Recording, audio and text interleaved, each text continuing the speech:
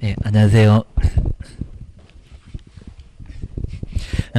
자, 계속해서 이제 그 377페이지에 자, 우리 법정지상권 조금 뒤에 게 이제 약간 남았으니까 그러니까 여기도 이제 우리 법정사건이 약간 이렇게 상당히 좀 내용이 많습니다. 자, 먼저 377페이지에 이제 자, 먼저 한 세 번째로 자, 저번에 이제 자, 먼저 첫 번째 토지의 자, 저당권이 언제 설정됐느냐. 자, 첫 번째, 두 번째 나란히 봤을 거고요. 그다음 이제 매매가 됐을 때 미등기나 무허가 건물도 법정지상권은 성립할 수가 있습니다. 187조가 있으니까. 근데 매매가 됐는데도 계속 등기 안 했다. 그랬을 때는 나중에 탈세 위험도 있고요. 그리고 그 상태에 봤을 때는 토지하고 건물의 소유권자가 같지 않았습니다. 그래서 이제 거기까지 맞아야 됩니다. 자, 먼저 토지 위에 건물이 있어야 되고, 그리고 토지하고 그 건물의 소유권자가 같아야 됩니다. 자, 그 조건 충족 안 되면은 법정지상권은 성립하지 않는다. 그런데 이제 자, 먼저 세 번째 이제 우리 공동저당입니다. 자, 공동저당. 자, 공동저당이었을 때도 법정지상권이 성립할 거냐, 안 할 거냐. 여기도 조금 한번 구분해 보셔야 됩니다.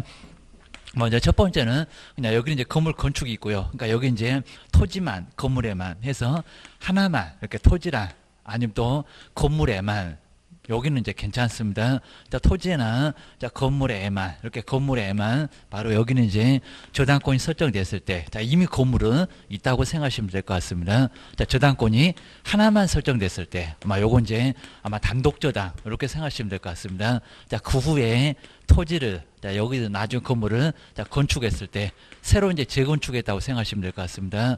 자, 철거하고 재건축을 했을 때 자, 그리고 나서 이제 나중에 자, 경매가 실행되면서 토지하고 건물의 소유권자가 달라졌을 때 자, 그림 약간 그려볼 거고요. 여기서도 법정지상권은 성립할 거냐 고소리입니다. 자, 먼저 첫 번째 이미 토지 위에 자, 항상 이렇게 먼저 토지 위에 건물은 먼저 있었습니다. 자, 건물이 있었고 자, 토지 소유권자도 갑이고 건물 소유권자도 갑이고 먼저 있었다고 생각을 하시면 될 것 같습니다.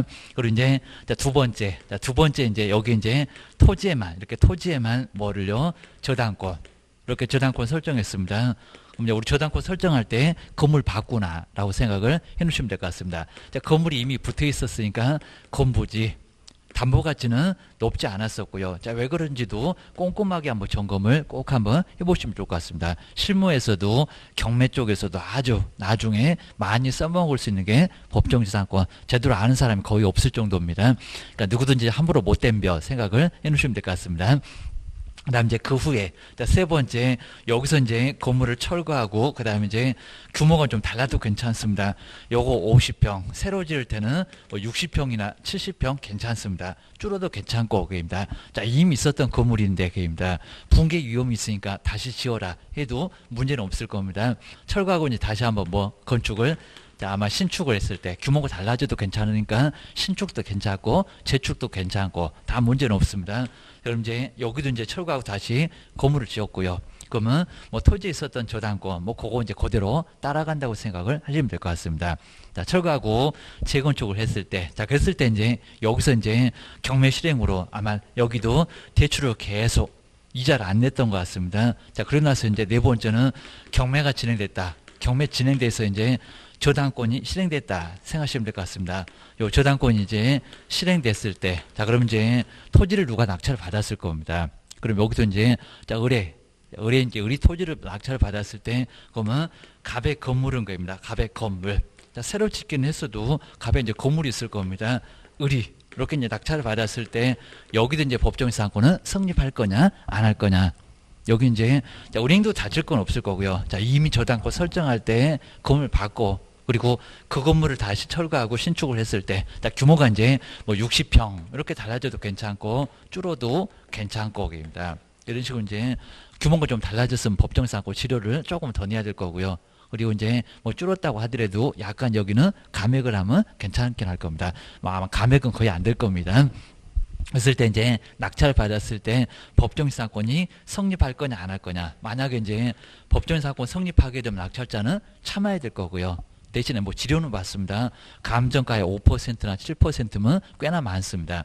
그래서 이제 치료받고 참을 건지 성립하면 참아야 될 거고 법정지상권 성립하지 않으면 요 건물은 철거되고 뭐 철거가 되면은 같이 묶어서 규모로 나왔을 겁니다. 돈 받고 조용히 떠났을 겁니다. 먼저 법정 사건은 성립할 거냐 안 할 거냐. 근데 여기서 보기도 누구도 다치는 사람 없습니다. 자, 은행도 이미 건물을 봤던 건부지 담보가치 저렇게 높지도 않았습니다. 계속 봐라. 그래도 큰 문제 없을 겁니다. 그리고 자, 기존의 건물을 철거하고 신축을 했다. 그래도 큰 문제 없을 거고요. 자, 결론적으로 이제 자, 누구 다칠 사람 없으니까 법정 사건 성립하면서 그리고 낙찰자 보고 뭐 지료는 줄 거니까 입니다. 뭐 지료 2년분 안 내면은 나가. 라고 철거 주장할 수 있을 거고요. 그리고 이제 요거 담보가 있으니까요. 지료 못 받은 거 요놈 볼모로 잡고 경매를 신청하면 다시 받을 수가 있습니다. 그래서 이제 지료받고 참으면 될 거니까. 그리고 낙찰 받았을 때는 여러 번 떨어졌을 때 요거 이제 평가 잘해야 됩니다. 여러 번 떨어졌을 때 어차피 이제 잘못하면 30년을 참아야 되니까 하게입니다. 여기 이제 지료받고 참아야 되니까 법정 사건은 여기는 성립한다. 그러니까 요건 이제 성립합니다. 근데 조심하실 게 이제 토지와 이제 여기서 이제 공동저당입니다. 여긴 단독이었습니다. 근데 여기는 약간 문장이 달라지고요. 그러니까 우리 법정 사건은 앞에서 이미 거의 뭐 결론이 나옵니다. 건축 후 아니면 또 토지의 저당권 그 후에 건물 그것만 보면은 이미 근데 문장이 여러 줄 넘어갑니다. 그럼 앞에 거 다 까먹습니다. 항상 그래서 법정 사건이 어려운 게 내용을 알면서도 눈뜨고 많이 당합니다. 그러니까 앞에서 이미 결론이 나옵니다. 근데 여기 이제 토지와 뭐에 건물에 그러니까 약간 달라졌습니다. 토지에만 그리고 건물에만 하나만 게입니다. 하나만 저당권 설정됐습니다. 그러니까 이제 토지와 그리고 건물에 건물에 저당권 이러니까 이제 두 개 우리 두 개 이상을 공동저당 이렇게 부릅니다. 두 개 이상이니까 이제 공동저당을 설정했을 때입니다. 자, 그럼 이제 요 토지 소유권자나 건물 소유권자 토지하고 건물을 다 줬습니다. 그러면 여기 뭐 봐줄 거 뭐가 있을까 하게입니다. 그리고 이제 여기도 이제 그 후에 뭐 토지에만 저당권이 설정됐다가 자, 그리고 이제 그 후에는 이제 그림이 아예 똑같습니다. 상황만 약간 다르고 앞에만 다릅니다. 그리고 이제 여기도 이제 철거하고 기존의 건물을 또 다시 이제 신축을 했을 때 신축을 했을 때 그리고 여기도 이제 계속 대출이자를 안 내나 봅니다. 그러면 저당권 실행하겠다. 계속 놔두게 되면 담보 가치가 나중에는 채권 최고액을 넘어갈 수도 있습니다. 채권자 불안해 그럴 겁니다. 자, 신축했을 때 여기도 이제 만약에 이제 실행되면은 신축 여기서 이제 저당권이 또 실행됐을 때 그리고 실행되면서 토지와 그리고 건물의 소유권자가 달라졌을 때 여기도 이제 그림은 똑같아집니다. 자, 그랬을 때 이제 여기도 법정 사건은 성립할 거냐 안 할 거냐 겨누셔야 됩니다. 근데 여기 이제 상황이 좀 다른 게 토지와 건물에 모두 건물 물론 있었지만은 여기는 다 자, 1번 잘 보셔야 됩니다. 자, 먼저 토지에도 저당권이 설정돼 있고 그입니다. 그리고 이제 건물에도 그입니다. 건물에도 여기는 건물은 아니었습니다. 자, 건물에도 또 저당권이 설정돼 있다. 자, 그러니까 이제 두 개 이상이네요. 공동저당. 자, 여기서 이제 공동저당 이런 문장이 나오게 됩니다. 자, 이미 요 문장 하나만 보고도 이렇게 이제 공동저당이라고 하나만 보면은 바로 나올 건데 입니다. 그럼 여기도 이제 저당권 설정돼 있고 이제 그 후에 바로 이제 그림 이제 그 후에 기존의 건물을 철거하고 그럼 여기하고 이제 똑같아집니다. 철거하고 건축했더니 법정 사건 성립하더라. 그럼 여기도 그러겠냐고입니다. 자, 철거하고 여기도 이제 건물을 새로 신축을 했을 때 그리고 여기도 대출이자 계속 안 내네요. 여기입니다. 자, 그러면서 이제 여기도 건물을 기존의 건물을 저거 30년 넘어갔으니까요. 붕괴 위험도 있습니다. 자, 기존의 건물을 뭐 규모 달라져도 괜찮다고 했습니다. 새로 지었습니다. 자, 바로 이제 두 번째 그리고 이제 세 번째는 저당권이 실행됐습니다. 계속 대출이자 안 내니까 저당권을 실행하면서 이제 경매 나갔다기입니다. 그럼 이제 나중에 이제 네 번째 다시 이제 낙찰받은 사람이 나오네요. 그러니까 요 후에는 아예 똑같으니까 비슷하니까 법정 사건 성립한다. 이런 식으로 많이 생각할 겁니다. 자, 그럼 여기도 이제 그렇게 법정 사건 문제가 간단하지 않습니다. 정리 잘못해 놓으면 아주 여러 가지로 혼란스럽습니다. 알 것 같으면서도 나중에 시간만 끌고 틀리면 나중에 황당한 일이 많이 발생할 수가 있습니다. 그럼 여기도 이제 여기서 의리 낙찰을 받았습니다.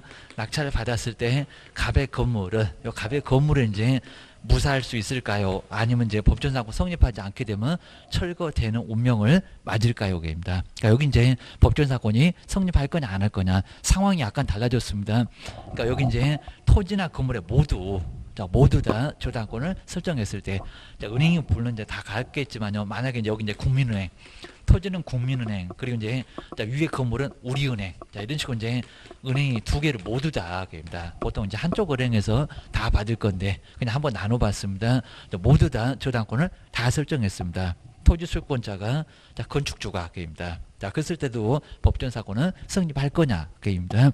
그리고 이제 그 후에 건물이 철거됐을 때 여기는 하나는 멀쩡했습니다. 건물은 저당권 설정 안 했습니다. 그러니까 설정 안 했으니까 그 건물이 그대로 보호가 됐습니다. 근데 여기는 이제 뭐가요? 건물에도 또 저당권이 설정돼 있었습니다. 자, 그러면 여기도 법정 사건이 성립할 거냐? 그럼 만약에 이제 법정 사건 성립하게 되면요, 갑자기 횡재하신 분이 있을 겁니다. 자, 누가 이제 해를 볼 건데 됩니다.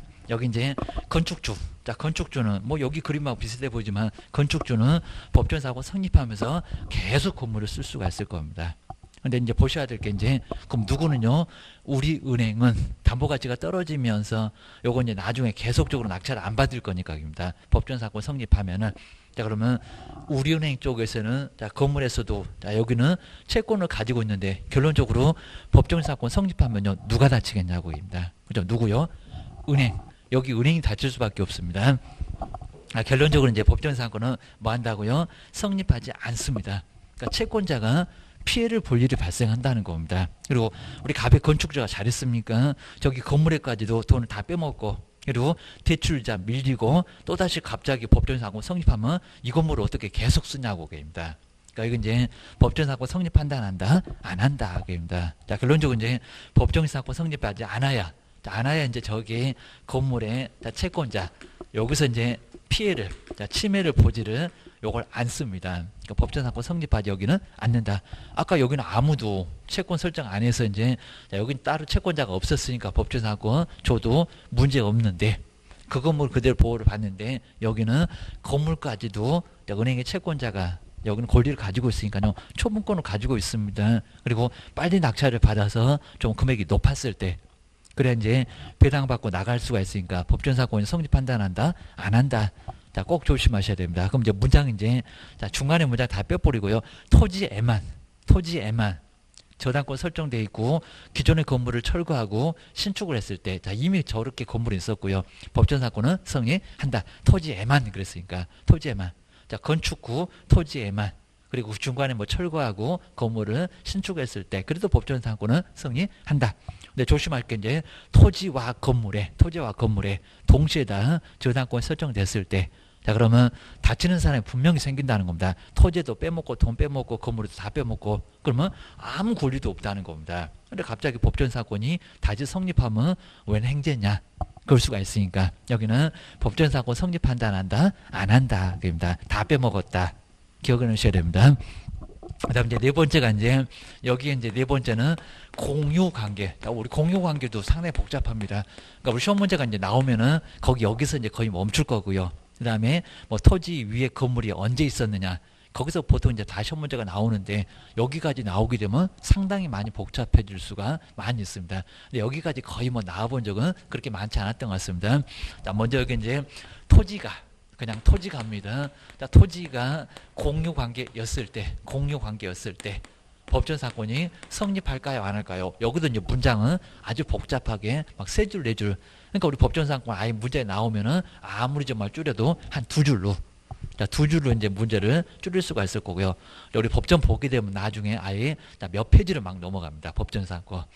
자, 그 정도로 많을 건데 우리 시험 문제는 정말 많이 압축해 놨습니다. 자, 토지가 공유 관계였을 때. 자, 두 번째가 이제 건물이 여기 이제 토지가 아닙니다. 건물이 공유 관계. 그러니까 물론 무조건 이제 공유 관계 나온 법정 사고 성립하지 않는다 그러면 나중에 건물이 공유 관계였을 때도 성립하지 않을 거냐고. 그러니까 이런 식으로 그냥 공유 관계만 보시면 안 된다는 겁니다. 토지였는지 건물이었는지. 예. 아니요. 똑같습니다. 뭐 은행이 여기 갔거나 안 갔거나 똑같습니다. 똑같습니다. 제가 이제 한번 편의를 봐서 이제 여기는 은행을 좀 달리한 거고, 자, 보통 이제 은행 거기 똑같이 명칭 똑같습니다. 그러니까 여기 이제 뭐 토지하고 건물에 은행이 갔건 다르건 똑같습니다. 요건 똑같습니다. 그리고 이제 두 번째 이제 우리 공유 관계, 토지가 공유 관계였을 때, 건물이 공유 관계였을 때. 자, 먼저 정리해 놓으시고요. 그러니까 여기도 이제 은행이 다르면 성립한다. 그럼 이것도 말이 안 될 겁니다. 또 편법 쓸 건데 자, 여기서는 아예 뭐 똑같습니다. 각건 다르고 똑같이 동시면 법정사건 성립하지 않는다. 라고 기억을 하셔야 됩니다. 자, 채권자가 권리를 가지고 있으니까 건축주한테는 아무것도 줄 게 아무것도 없다는 겁니다. 자, 그렇게 정리를 해놓으셔야 됩니다. 자, 먼저 토지가 공유 관계였을 때, 그러니까 여기도 이제 갑하고 한번 보실까요? 갑하고 을이 이제 한 100평 중에서 50평, 평수 뭐 달라도 괜찮습니다. 자, 50평씩. 그리고 이제 먼저 공유 관계로 토지를 가지고 있었습니다. 자, 그러다가 이제 여기서 이제 첫 번째 이렇고요. 자, 공유 관계였었다. 공유 관계. 근데 토지가입니다. 그다음 이제 두 번째가 이제 여기 이제 우리 갑이 이거입니다. 아무나도 괜찮습니다. 그리고 이제 갑이, 자, 우리 갑이 이제 건물을 건축을 해놨습니다. 그리고 이제 아까 이제 봤던 것처럼 이제 자, 토지 소유권은 갑하고 우리 공유 관계로 가지고 있었고, 그다음 이제 그 후에, 자, 그 후에 이제 여기도 이제 뭐 여기도 자, 세 번째는 토지에. 요 토지에 이제 뭐가 설정됐을 때, 저당권이 설정됐을 때, 뭐 저당권 설정한 사람도 뭐 갑이 됐건 을이 됐건 상관은 없습니다. 그다음 이제 여기도 대출이자 계속 밀린다. 항상 우리 법정사건은 네 번째 저당권이 실행되면서 우리 대출이자만 잘 내면 문제 없습니다. 우리 웬만한 집들은 다 지렛대 효과가 아니라고 하더라도 자, 돈이 없으니까 여기는 거의 대부분 다 대출 받습니다. 경매로 나가는 건 아니라는 겁니다. 근데 저당권 실행되는 거 보면은 대출 이자를 밀려 뭐 회사가 뭐 망하거나 아니면 이런 식으로 이제 경제적으로 어려움이 있거나 그러면 저당권이 실행될 수밖에 없을 겁니다. 그러면 토지하고 건물이 나갔다 요 소리입니다. 여기서 이제 전혀 이제 여기 이제 토지를 만약에 병이 낙찰을 받았을 때 이렇게 이제 병이 낙찰을 받았을 때 바로 이제 요 갑의 건물은 이제 법정사고 성립할까요? 안 할까요? 근데 조심하실 게 이제 토지 위에 이미 건물이 있었습니다. 그리고 저당권 설정할 때 건물을 받거나 그럼 건물 붙어 있었으니까 건부지. 자, 건부지였으면 자, 먼저 자, 건부지는 법정사건 성립한다고 했습니다. 계속 있던 건물이니까 뭐 중간에 철거하고 신축을 해도 토지에만 그랬을 때는 법정사건이 성립했었습니다. 자, 성립했는데 여기는 법정사건이 성립할 거냐 안 할 거냐. 근데 올해 법정사건 꼭 성립하는 조건 같습니다. 은행도 이미 건물 있는 거 받고 그 다음에 건물이 이미 있었으니까 근데 이제 공유관계여서 좀 다르지 있었으니까 법정사건은 성립한다. 요 흐름대로 봤을 때는 법정사건이 성립한다 그럴 것 같습니다. 한다.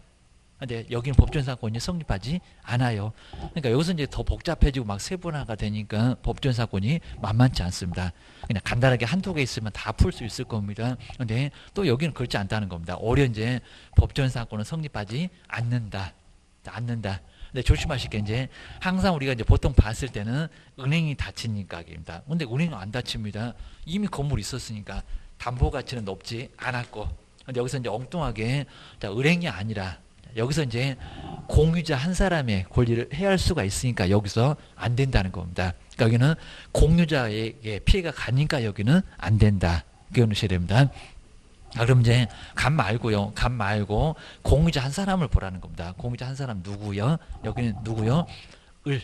요 을을 잘 보시라는 겁니다. 을. 자, 먼저 그냥 공유 관계로 있었을 때 담보 가치가 5억 나갔습니다. 근데 요 건물 짓자마자 요 담보 가치는 많이 떨어집니다. 자, 은행 쪽에서도 담보 가치는 3억밖에 안 되네요. 이 건물 자체가 토지의 효용 가치를 좀 떨어뜨려서 괜찮습니다. 우리 항상 투기하려고 하는 게 나대주로 팔리면 뭐든지 지을 수가 있으니까 여기는 상당히 담보 가치가 높습니다. 건물 지어놓으면 담보 가치를 많이 떨어뜨릴 수밖에 아예 없다는 겁니다. 자, 그럼 이제 이 건물로 인해서 갑의 건물로 인해서 담보 가치가 어쩌냐고요? 떨어질 수밖에 아예 없다는 겁니다. 근데 이렇게 담보 가치가 떨어질 건데 갑의 건물 때문에 담보 가치가 떨어질 수밖에 아예 없다는 겁니다. 그럼 그 후에도 경매 후에도 이렇게 법정사건 성립하게 되면 갑 말고요 누구요? 을한테 이 건물 때문에 을한테 침해를 이렇게 손해를 입힐 수밖에 아예 없다는 겁니다. 담보 가치 떨어지니까. 그래서 여기는 자, 침해를 누가 본다고요? 공유자가. 은행이 아닙니다. 공유자에게 이렇게 공유자에게 손해를 입히니까요. 다른 공유자입니다. 손해를 입히니까 법정사건은 성립한다 안 한다? 안 한다. 은행이 아니라 누구라고요? 여기는 다른 공유자. 기억하셔야 됩니다.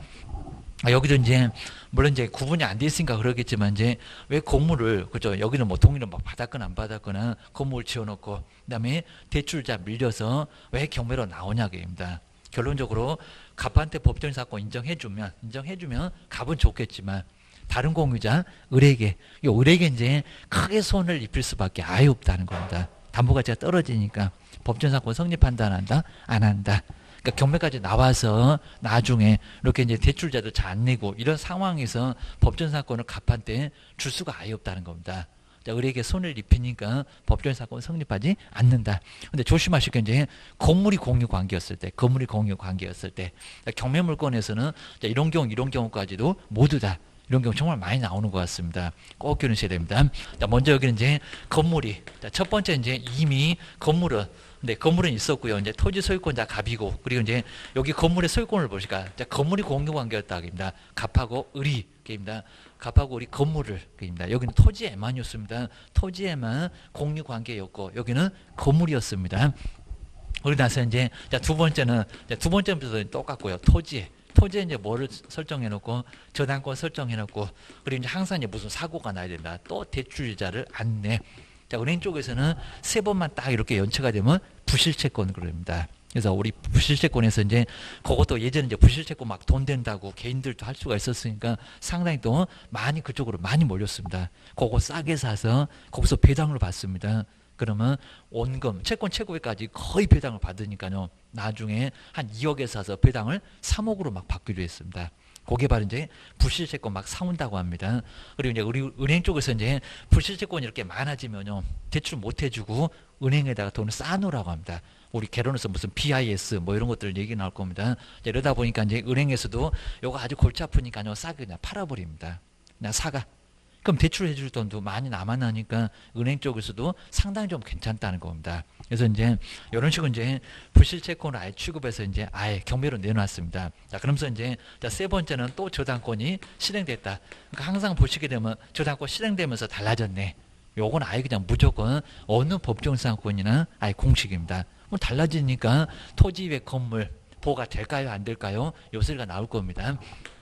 저당권 이제 실행되면서 여기도 채무자가 대출을 잘 안 낸다. 자, 그러니까 은행 쪽에서는 내 원금 다 깨지니까 빨리 경매 신청해서 돈 받아야지 라고 나올 수밖에 없을 거라는 겁니다. 그럼 여기도 이제 먼저 건물은 여기서 이제 갑하고 을. 자, 그대로 이제 건물은 공유관계 그대로 인정될 거고요. 그 다음 이제 토지를 누가요? 병이 낙찰을 받았을 때. 그러니까 여기도 이제 공유관계이니까 아까 공유관계이니까 법정사건을 성립하지 않았다 그랬습니다. 않았다. 그럼 여기도 이제 공유관계라고 여기도 법정사건은 성립하지 않겠냐고. 그러니까 만약에 이제 우리 병이 낙찰을 받으면서 법정사건 성립하지 않을 거야 라고 해서 아주 듬뿍 한 번 떨어지자마자 그냥 철삭방정 떨고 가서 낙찰을 받았을 겁니다. 요거는 한 4번, 5번 만에 여기는 성립하지 않으니까 요건 빠르겠네요. 한 2-3번 만에 바로 낙찰. 그리고 여기 이제 한 4번, 5번, 그럼 한 반값도 안 됩니다. 30%씩 떨어지면, 한 번 떨어지면 70, 2번 떨어지면 49, 그 다음에 30%대로 3번 만에 아예 30%대로 떨어집니다. 그 정도 아주 경매가 무섭습니다. 자, 이런 식으로 이제 4번, 5번이면 요거는 한 20-30% 정도밖에 아예 안 될 겁니다. 자, 그 상황에서 이제 낙찰 받았을 때 법으로 이제 지상권은 성립할까요? 아니면 안 할까요? 아까 이제 공유관계원 법정사건 성립하지 않았다 그랬습니다. 않았다. 근데 여기는 그렇지 않다는 겁니다. 자, 이런 식으로 자꾸 달라지니까 이 법정사건이 상당히 좀 어려울 수 있다는 겁니다. 그럼 여기는 왜 그럴까요? 기억을 주셔야 됩니다. 여기는 이제 토지 위에 뭐라고요? 건물이 공유관계였습니다. 공유관계. 여기는 토지가 공유관계였었고 입니다. 그러면 법정사건 성립하게 되면 다른 공유자에게 손을 간다. 담보가치 떨어지니까입니다. 당신 건물로 왜 담보가치가 3억밖에 안 나오냐고. 내가 원래 5억이었는데. 이러다 보니까 그리고 인정해줄 이유가 없을 거고요. 멀쩡한 건물이라도 철거해라. 대출자 왜 안 내는데 이쁘다고 봐주거냐고입니다. 이러다 보니까 이제 법정사건은 성립하지 않았습니다. 근데 여기는 건물입니다. 건물입니다. 그럼 여기도 건물이 철거되면 건물주 갑하고 좋겠냐고 입니다. 뭐 좋을 일 아예 없을 겁니다. 그리고 은행도 안 다친다는 게 이미 저당권 설정할 때 건물이 공유 관계였었다. 건물을 이미 보고 있었습니다. 물론 여기도 건물을 보고 있었습니다. 근데 은행 말고 다른 공유자 그 사람 때문에 법정사고는 성립하지 않았습니다. 그러니까 여기 이제 저당권자도 이미 건물을 봤으니까 담보 가치는 높지 않았을 거고요. 그리고 나중에 법정지상권이 실행된다고 하더라도 건물이 철거되면 둘 다 싸들고 나가야 될 건데 두 사람한테 줬겠냐고. 아까는 토지 공자 1인이 다치니까 법정사건 성립하지 않았지만요. 건물이 공유관계면 여기는 어떻습니까? 건물 그대로 소유권을 보호해줘야 되겠죠. 자, 그래서 이제 여기 이제 공유자가 손해 볼 일이 있나요, 없나요? 공유자 아까 손해 본다고 했습니다. 토지는 공유자가 손해 볼 일도 없다, 없습니다. 그리고 저당권자도 채권자도 손해 볼 거 없고 아무도 손해 볼 사람 없습니다. 그럼 결론적으로 어떻습니까? 멀쩡한 건물 왜 철거시키나요? 법정사건은 뭐한다? 성립한다. 자, 요번에 이제 치료를 토지 사용료를 받고 2년 이상 안 되면요 계속 참아야 되실 분이 바로 여기는 낙찰자. 요건 기억을 꼭 해 놓으셔야 된다는 겁니다. 기억해 놓으셔야 됩니다.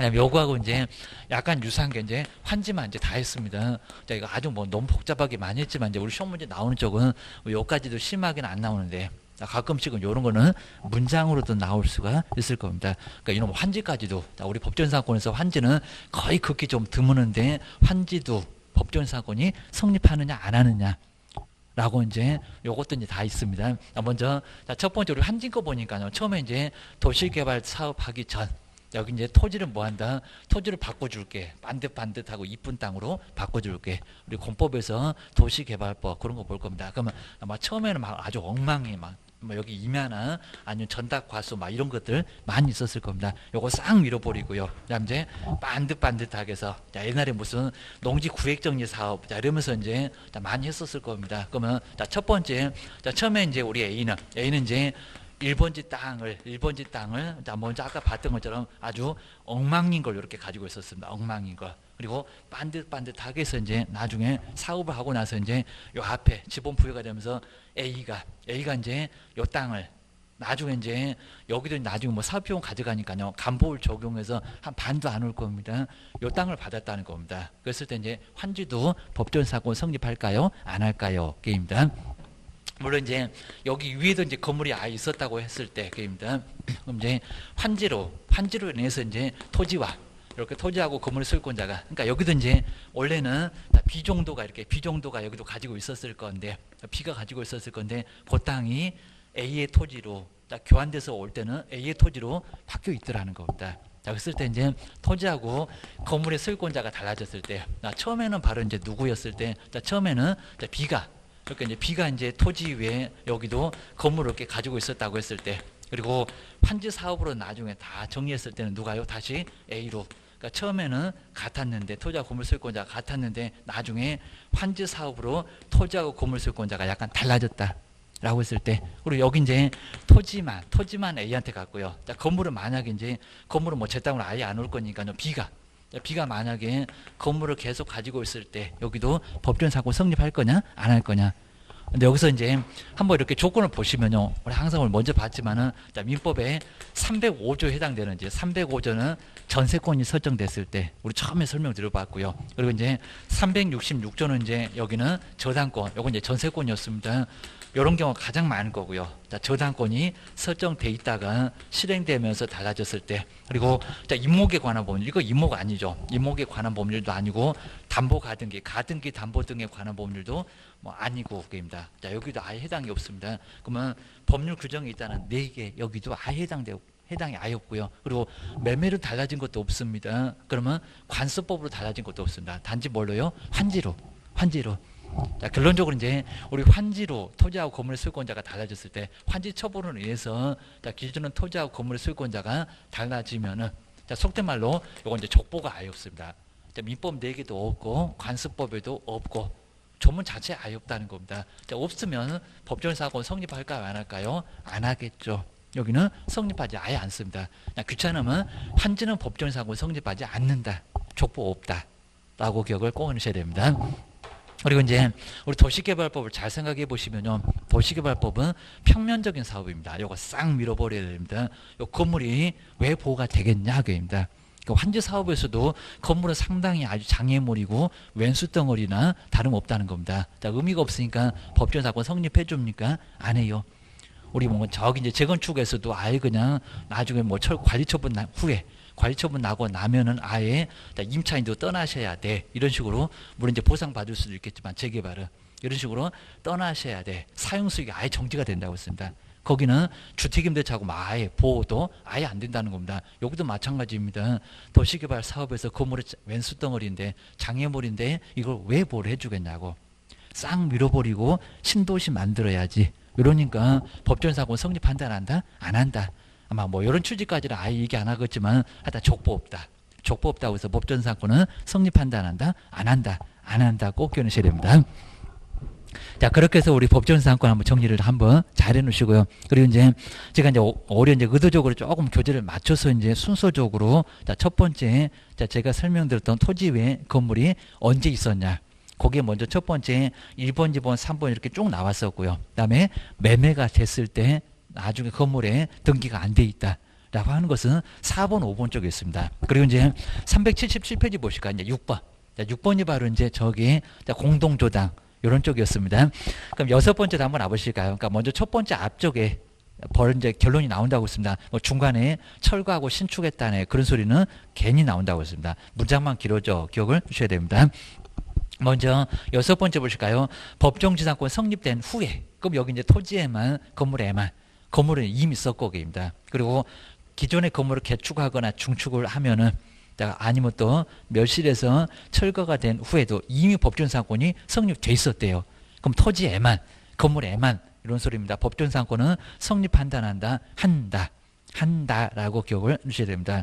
시험장 가보면 막 중간에 막 문장이 더 그려줄 수 있을 겁니다. 한다 라고 기억하셔야 됩니다. 근데 자 2번 이제 여섯 번째 말고 이제 아래쪽에 일곱 번째 보실까요?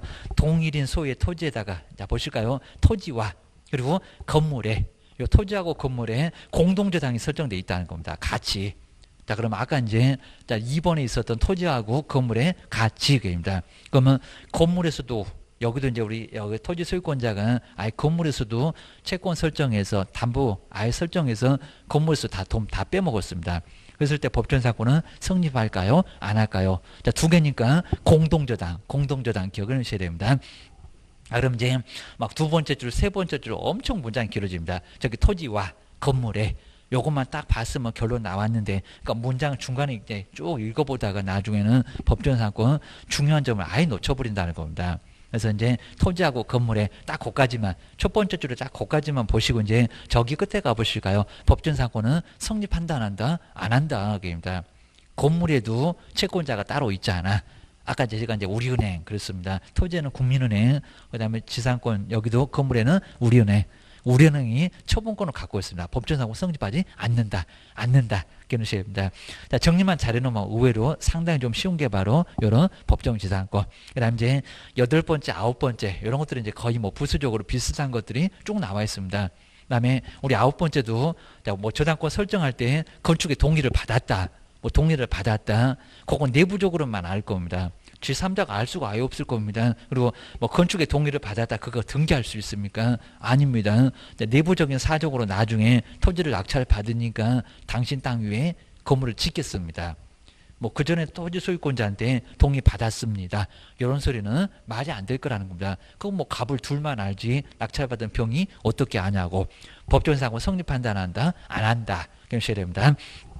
우리 아홉 번째에서는 자, 두 번째 앞쪽에 건축의 동의 거기 꼭 건축의 동의에다가 밑줄 한번 해놓으실까요? 그 동의는 값하고 얼마나 합니다. 등기사항 증명서도 안 나타나 있습니다. 낙찰료 받은 병한테 자, 동의 받았다고 건물 짓겠습니다. 라고 하면 얼마나 낙찰자가 불안해서 낙찰을 받겠냐고. 저기 끝에 볼까요? 법전사고는 성립한다 안 한다? 안 한다. 자, 중간에 쓸데없는 이유만 잔뜩 나오고요. 여기는 법전사고는 성립하지 않는다. 기억하셔야 됩니다. 자, 뒤로 넘겨보시고요. 법적 안정성 다 깨뜨릴 거고요. 낙찰자는 정말 불안해서 낙찰을 받을 수가 아예 없을 겁니다. 자, 조심하셔야 됩니다. 그 다음 이제 378페이지 보니까 이제 아홉 번째, 여기서 이제 다음에 이제 열 번째, 11번째. 여기가 이제 공유관계. 꼭 기억하셔야 됩니다. 먼저 첫 번째, 열 번째가 이제 그냥 공유인 토지계입니다. 그럼 이제 그림이 생각나셔야 됩니다. 공유. 자, 갑하고 골이 토지에다가 각각 공유 관계로 지분을 가지고 있었다는 겁니다. 그 위에 한 사람이 바로 또 건물을 건축했다. 그리고 저당권이 실행됐다 하게입니다. 뭐 토지에다가 저당권을 설정했다가 실행됐을 때 이렇게 공유관계 있을 때는 법정사건 성립할까요? 안 할까요? 안 해요. 자, 저 앞쪽에 공유 그리고 저 끝에 있는 법정사건이 성립하지 않는다 하게입니다. 여기는 채권자가 다치는 게 아니라 누구라고요? 공자 1인 갑이 건물 건축했다. 그럼 을이 법정사건 성립하게 되면 보호를 받지 못하게 되니까 법정사건 성립한다 한다? 안 한다. 꼭 기억하셔야 됩니다.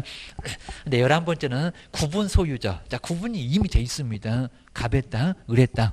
거기는 법정사건 성립할까요? 안 할까요? 해요. 자, 꼭 주의하셔야 됩니다. 그러니까 여기는 아예 공유관계가 아예, 그냥 여기는 성 같은 게 아예 없을 건데, 여기는 아예 구분. 자, 구분 소유적 그려놨으니까요. 갑의 땅하고 을의 땅. 이렇게 구분이 명백하게, 아마 지적도 떼보면은 여기도 공유관계인데 딱 나눠져 있을 겁니다. 그러면 이렇게 공유인 이런 토지에다가 건물을 지었다. 이랬을 때는 법정사건 성립해도 문제가 될까요? 안 될까요? 안 돼요. 여기는 문제될 거 아예 없다는 겁니다. 자, 두 사람 뭐 동의를 받았거나 안 받았거나 여기는 어차피 공유관계. 자, 건물 건축했다가 저당권 실행을 달라져도 여기는 공자 한 사람이 다칠 것은 아예 없다는 겁니다. 명백하게 선이 그어져 있으니까. 그리고 아마 갑은 이제 자기 땅 위에만 남의 땅을 뭐 침범하게 되면 가만 안 있었을 겁니다. 자기 땅 위에다가 건물을 지어놨으니까. 그런 공유관계라고 했을 때도 문제될 거는 아예 없다는 겁니다. 뭐 요것만 또 나가고 경매로 나가고 누가 낙찰받고 하면 병이 들어오게 되면 또 뭐 공자 우선매수도 있으면 우선매수 하면 될 거니까 여기는 손해 볼 거 있다 없다? 없다. 기억하셔야 됩니다. 구분 소유자하고 그냥 공유관계 약간 다릅니다. 그러니까 10번째가 그냥 공유관계 선 없다. 그런 경우 법정사고 성립하지 않는다. 근데 명백한 선이 그어져 있다는 구분 소유자 거기는 법정사고는 성립한다. 상황이 약간 다르다. 자, 기억하셔야 됩니다. 그리고 이제 13번째로 한번 와보니까 뭐 상호명시다 이런 것들을 많이 할 거고요. 자, 서로 여기도 이제 자, 구분이 돼 있으니까 법정사건이 성립할 것은 문제 없고요. 근데 13번째가 환지 같은 경우는 법정사건 성립한다 안 한다. 여기는 하지 않는다. 환지는 아예 족보 자체가 아예 없습니다. 305조도 아니고 366조도 아니고 자, 전혀 어디 속하는 것이 아예 없습니다. 그리고 도시개발 사업으로 이제 환지로 토지 소유권자, 건물 소유권자가 달라졌을 때 얘는 법정사건을 인정해줄 가치 자체가 아예 없다는 겁니다. 저기 쉽지 않으면 환지 얘기 나오면 법정사건 성립하지 않는다. 저기 끝에 성립 없다. 이렇게 성립 없다고 정리를 꼭 해놓으시면 될 것 같습니다. 자, 그 정도 해놓으시면 될 거고요. 그러니까 요거 모두 다 알아야 뭐 문제 푸는 거 아니니까 너무 심하게 볼 거는 아예 없고요. 그리고 항상 이유를 생각하시면서 이제 왜 성립하나 안 하나 뭐 이런 것들을 꼭 정리해 놓으시면 될 것 같습니다. 378페이지에서 이제 네 번째 관습법상. 근데 우리 시험 문제에서는 뭐 관습법상은 뭐 거의 나오지는 않는 것 같습니다. 뭐 하나 정도 나와도 지문 하나만 뭐 요 정도만 나오지. 그리고 왜 이제 상황이 좀 다른지 그것만 나오지. 크게 여기는 뭐 지상권이나 법정사건만 알면은 여기는 크게 어렵진 않을 것 같습니다. 먼저 발생해서 이제 내용을 보시면요. 먼저 이유가 약간 다릅니다. 저당권도 아니고요. 전세권도 아닙니다. 그리고 이제 임목도 아니고 가등기 담보도 아예 아닙니다. 단지 매매로 그 다음에 정연화 교환으로 달라졌을 때 게임입니다. 그럼 상황이 정말 305조나 366조하고 다르죠.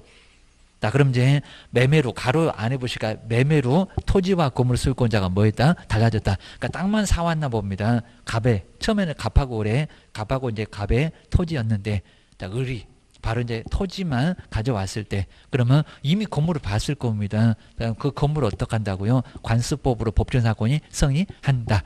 여기는 성립하는 이유만 305조나 366조 임목이 아니고 가등기 담보가 아니고 여기 이유만 매매 등으로 달라졌다. 그래서 그 이유만 다르지 나머지는 똑같다는 겁니다. 여기도 지료 2년분 이상 안 내면은 법정사고는 소멸 나가라 소리를 할 수가 있다는 겁니다. 그거 기억하셔야 됩니다. 근데 여기는 이제 상황이 좀 다른 게 매매할 때 건물을 철거한다는 특약이 있었다 없었다? 없었다.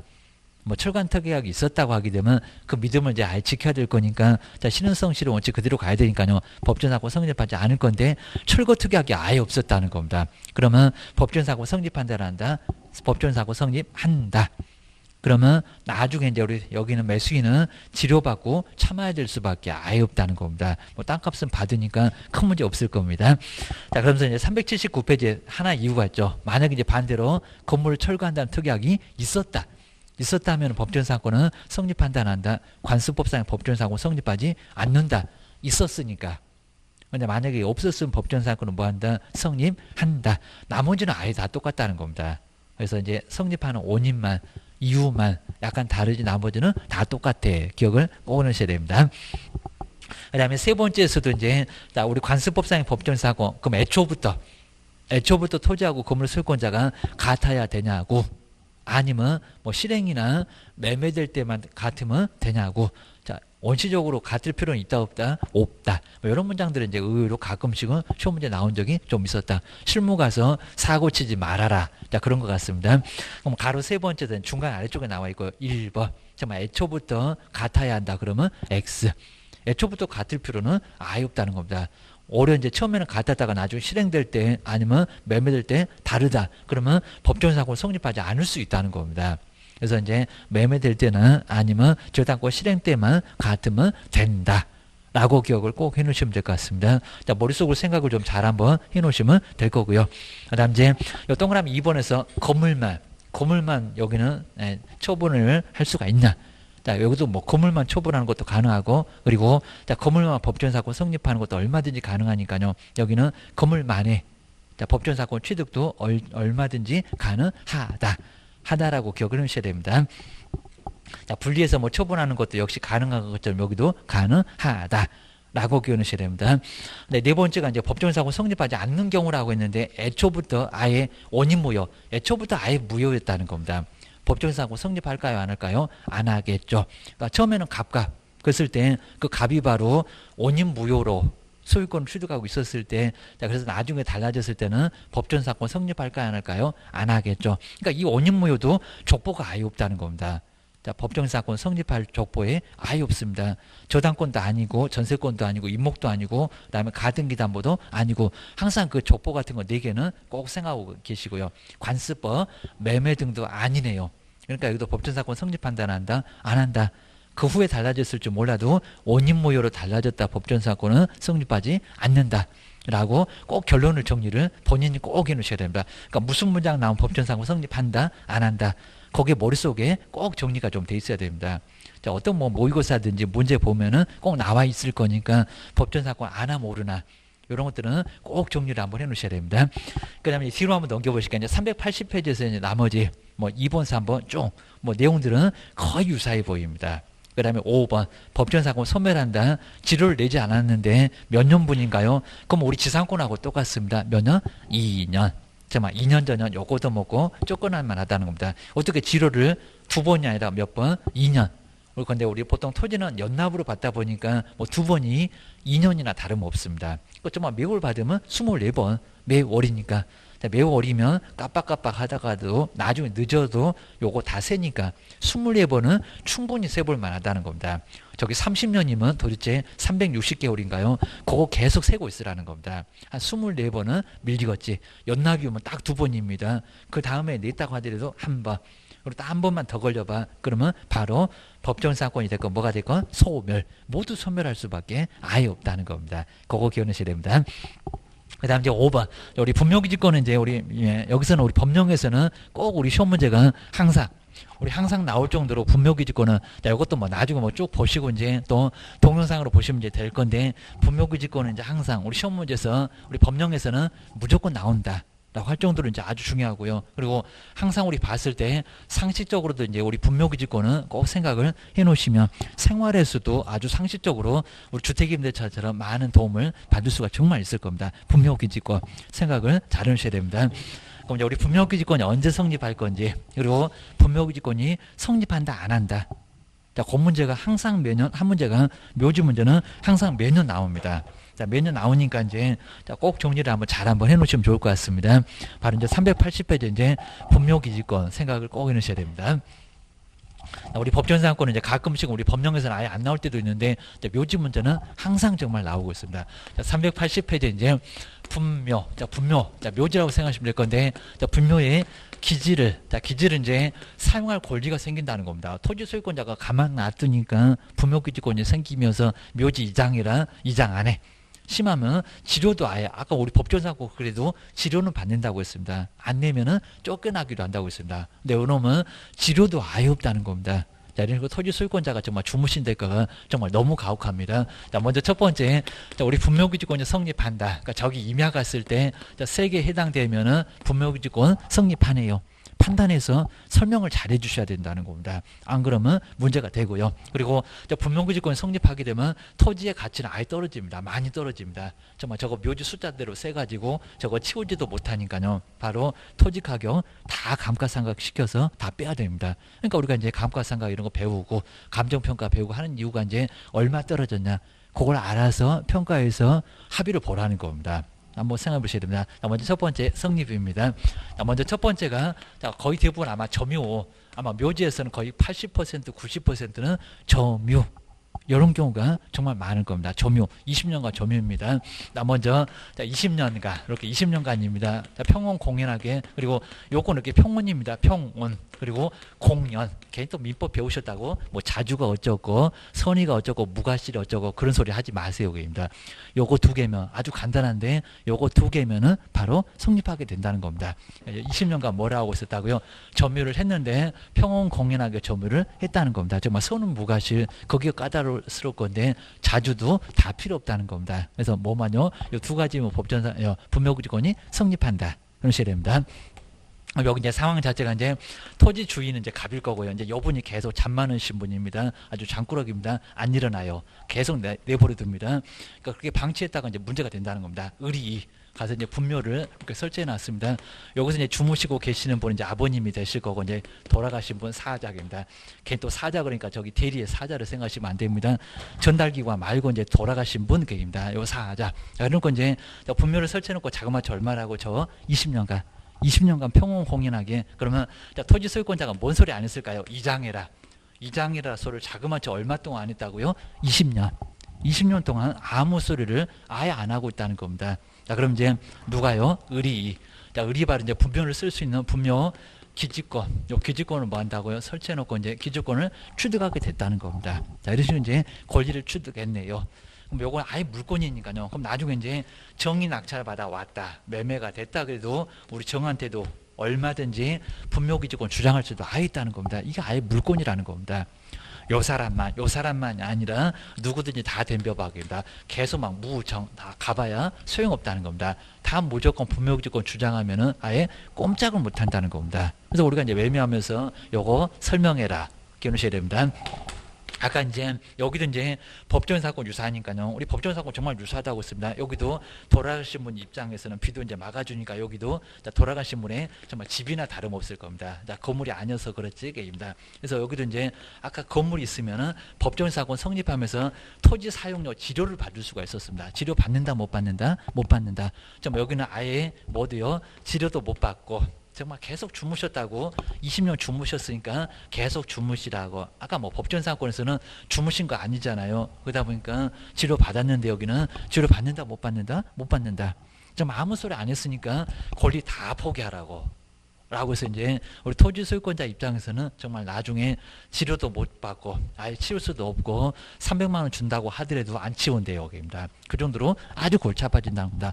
500,000을 준다고 하더라도 안 치워 라고 해서 아예 묘지를 아예 여기는 이장력을 할 수가 아예 없다는 겁니다. 이 정도로 아예 골치 아파집니다. 그럼 정말 토지 담보 같지만 떨어지고 땅값만 떨어져서 상당히 골치 아파진다는 겁니다. 이렇게 이제 토지 소유권자 때문에 나중에는 문제가 생길 겁니다.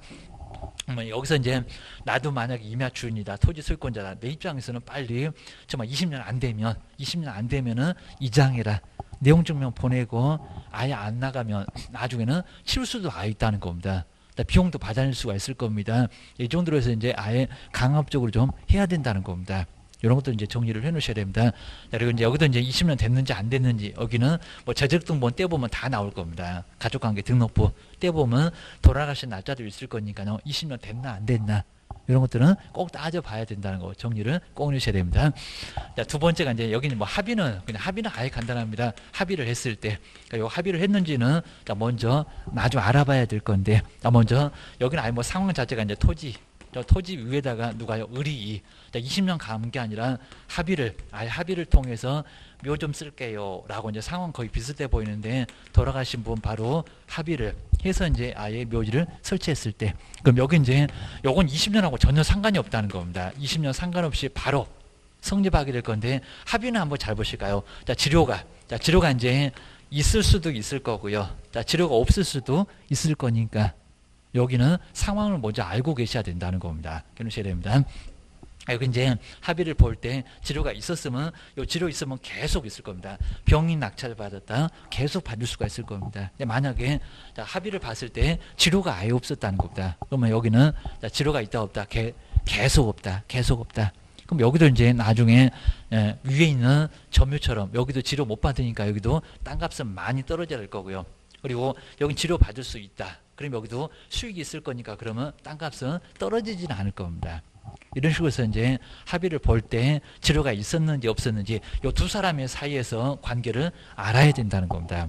그러면 계속 추적해 보세요 라고 기억을 해주셔야 됩니다. 자, 등기상 증명서 아예 나타나지도 않습니다. 이 물권은 게임입니다. 유치권이나 점유권처럼 안 나타나요. 게임입니다.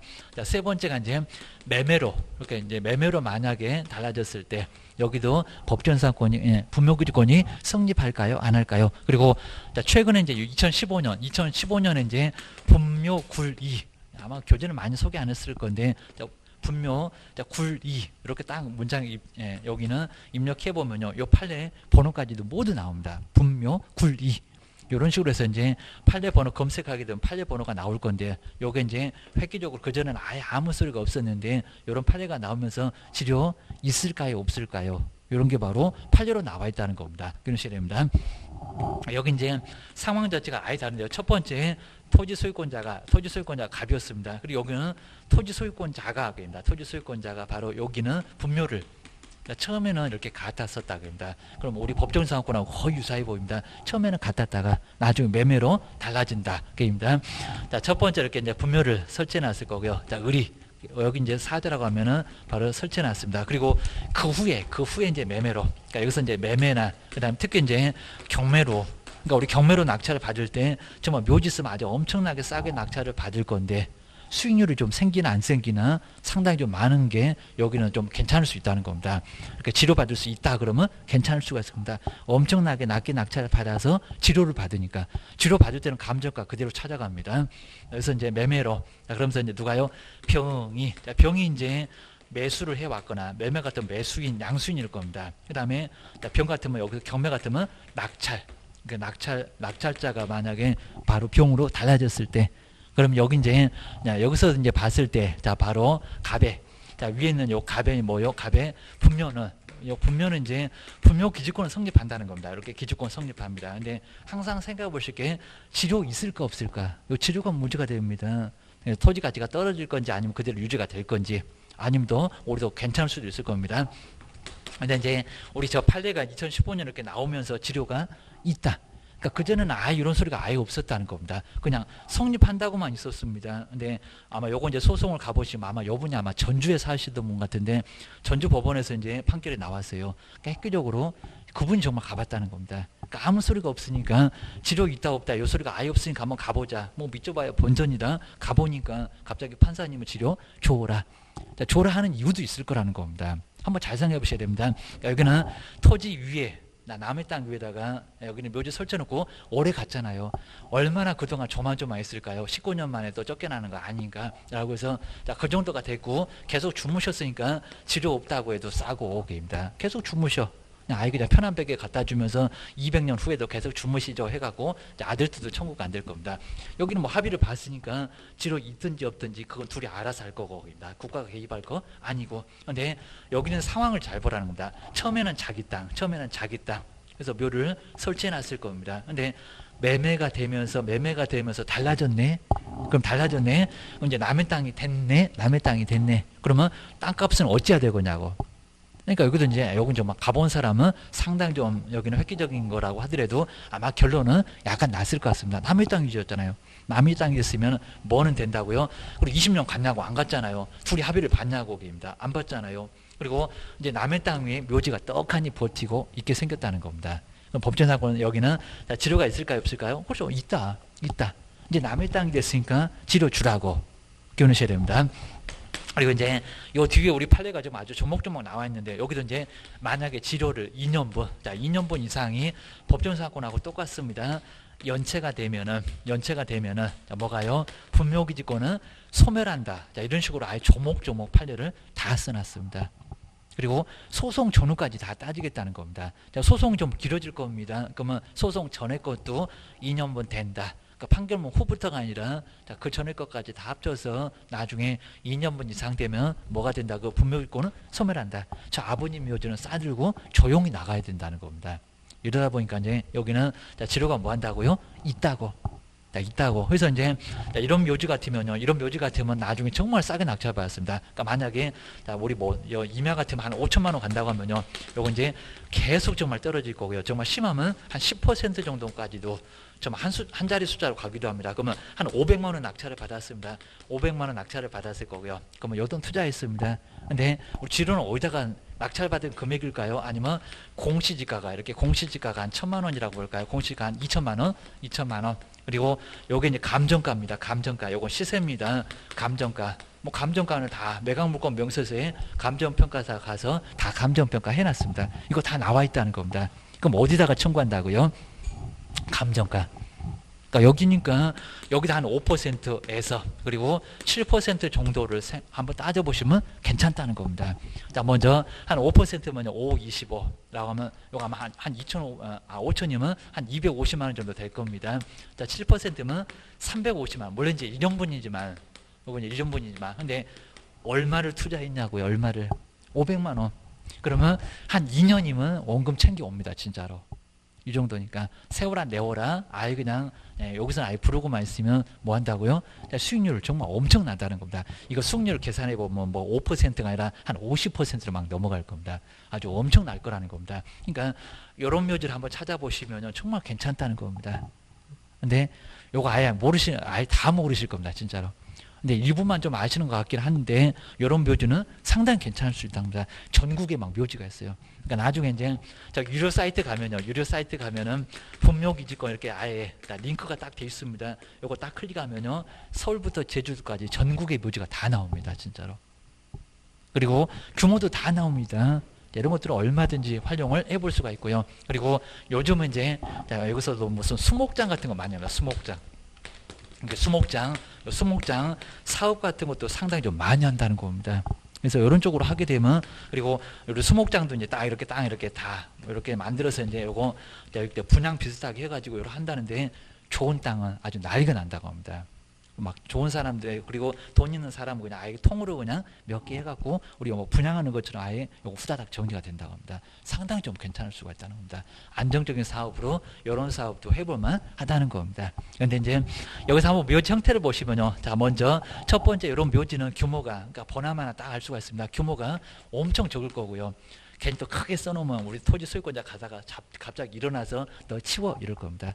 조용히 가서 야산에다 딱 메셔놨을 겁니다. 그리고 이제 20년 가라.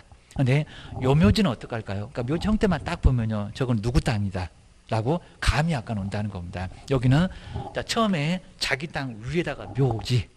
그럼 아버님 여기는 모신다고 어쨌을까요? 아주 크게. 자, 크게 해놓고 비석상석 다 세워놓고요, 아주 화려하게 아주 궁궐처럼 해놨을 겁니다.